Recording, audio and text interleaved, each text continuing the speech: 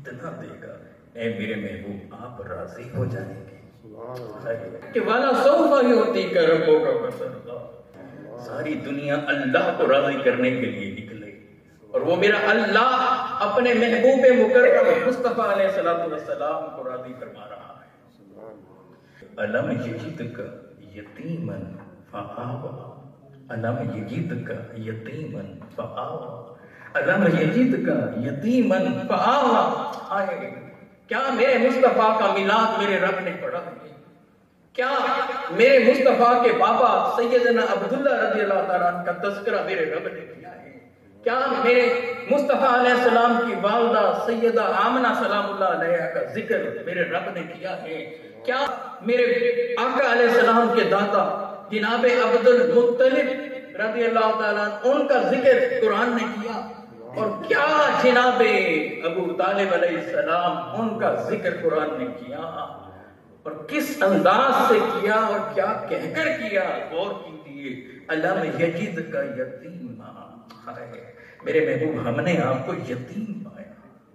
الم یجدک، اے میرے مولا، اے میرے اللہ، کیا آپ نے ہمارے حبیب کو پہلے نہ پایا؟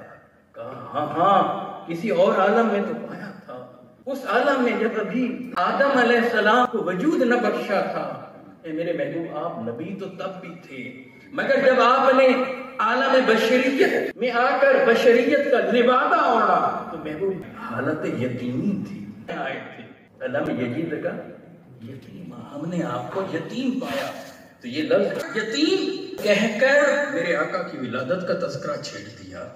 آپ یتیم تشریف لائے دنیا میں، یہ کہہ کر بابا کا بتایا کہ جب آپ تشریف لائے تھے آپ کے بابا عبداللہ اس وقت دنیا میں تو نہ تھے۔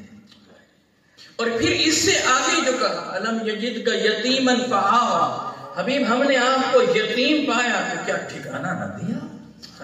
فآوی، پہلا ٹھکانہ آقا کی والدہ کی گود، سیدہ آمنہ کی گود، جب وہ بھی نہ رہیں تو آقا کے دادا کی گود، جناب عبد المطلب کی گود، یتیمی میں تھے تو دادا کے پاس تھے تو آپ کو ٹھکانہ دیا ظاہری طور پر۔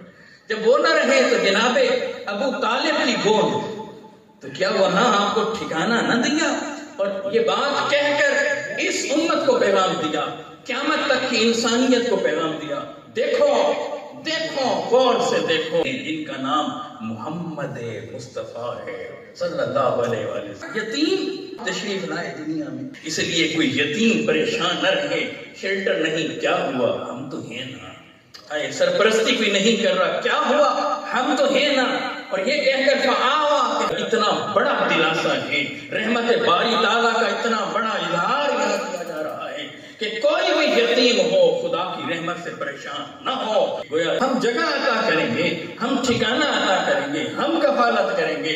گویا وہی رب ہے جو لوگوں کے دلوں میں ان کے لیے محبت کو ڈالے گا اور وہ لوگ ان کی مدد کے لیے نکل کھڑے۔ اور یہ فرما کر الم یجدک یتیما فآوی، پھر کہتا ہے ووجدک ضالا فہدی، اے میرے محبوب کیا ہم نے آپ کو دال پایا، فہدی، دال عربی میں ایک ایسے درخت کو بھی کہتے ہیں جو صحرا میں موجود ہو اور کوئی راستہ بھٹک جائے، گم جائے، اس سے لگے کہ اب میری موت بپا ہو جائے گی، اس صحرا سے نکلوں گا کیسے، تو اس درخت کو اگر دیکھ لے تو اسے اپنے زندہ ہونے کا یقین ہو جاتا ہے۔ تو گویا فرمایا صحرائے انسانیت میں اے میرے محبوب ہم نے آپ کو اب دال بنایا ہے، جو آپ کو تکے گا، آپ کو پائے گا تو ہدایت پا جائے گا۔ ووجدک ضالا فہدی ووجدک عائلا فاغنی، یہ فرما کر فرمایا کہ اے میرے محبوب ہم نے آپ کو حاجت مند پایا تو مستغنی نہ کر دیا۔ مولا کس کا حاجت مند کا؟ اپنا حاجت مند پایا تو اپنی طرف ہم نے متوجہ نہ کیا، مستغنی نہ کیا، قربتیں عطا نہ کی، ثم دنا فتدلی فکان قاب قوسین او ادنی کی رفتوں پر نہ بٹھایا۔ اسے ذہن میں رکھیے گا، الم یجدک یتیما فآوی ووجدک ضالا فہدی ووجدک عائلا فاغنی فاما الیتیم فلا تقہر، اے میرے محبوب اب آپ یتیم کو پائیں اسے سختی سے پیش تو نہ آئے۔ تو ذرا سوچئے کیا میرے محبوب کے اخلاق ایسے تھے کہ کسی یتیم کو آقا سختی سے پیش آتے ہوں گے؟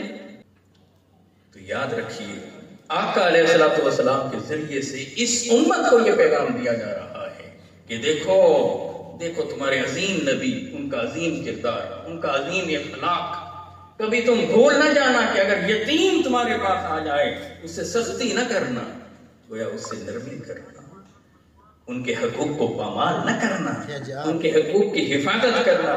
ایسا نہ ہو کہ جب وہ اس کے پاس کوئی شیلٹر نہ رہے، کوئی اس کا سرپرست نہ رہے، تو ایسے معاشرے میں دھکے نہ کھاتا کرے، بلکہ تمہارے اخلاق ایسے ہونے چاہیے کہ تم اس یتیم کے سر پر ہاتھ رکھو، صرف ہاتھ رکھ کر گزر نہ جانا، اس کی گزر بسر کا انتظام بھی کرنا، اس کی تعلیم کا انتظام بھی کرنا، اسے معاشرے کا اچھا فرد بنانا، محض یتیم سمجھ کر اسے دھتکارنا نہیں ہے۔